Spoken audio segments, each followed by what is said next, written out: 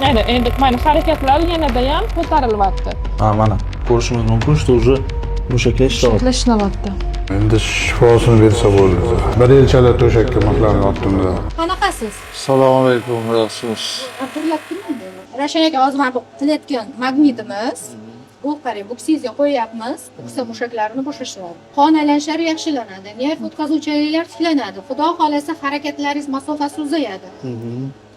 Bu yoqdagi shamollash, yallig'lanishlaringiz so'rilishi tezlashadi. Ravshan aka, qarang, hozir mana bu oyoqni oldi yuzasiga ham qo'yamiz sizga. Bu femoralis. Mana shu mana orqada ham yurib tushadigan nervlarimiz bor.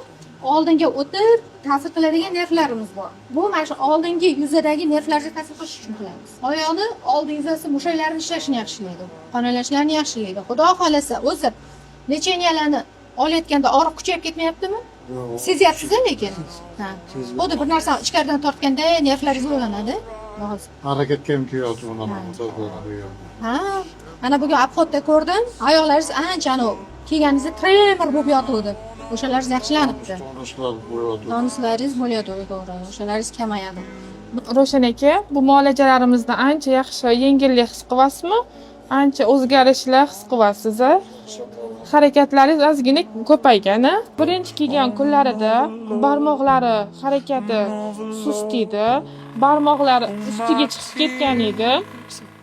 Harakatlanmasdi umuman. Hozir mana ko'ryapsizlar, barmoqlari bir tekisda ketgan. Xudo xolasa yaxshi bo'lamiz. Bor, shukr, rahmat.